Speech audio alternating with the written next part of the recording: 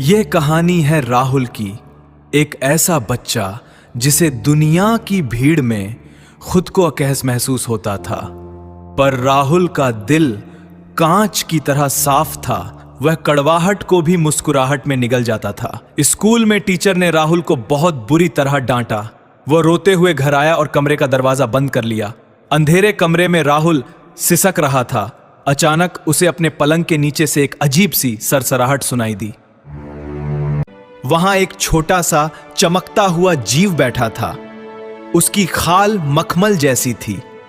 रो मत राहुल, मैं तुम्हारी हर ख्वाहिश पूरी कर सकता हूं।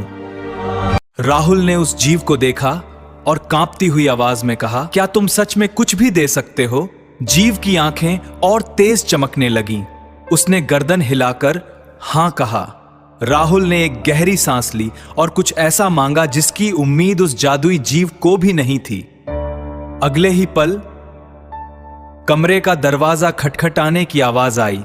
बाहर उसकी मां खड़ी थी, लेकिन उनकी आवाज में गुस्सा नहीं बल्कि एक अजीब सी बेचैनी थी। राहुल ने क्या मांगा?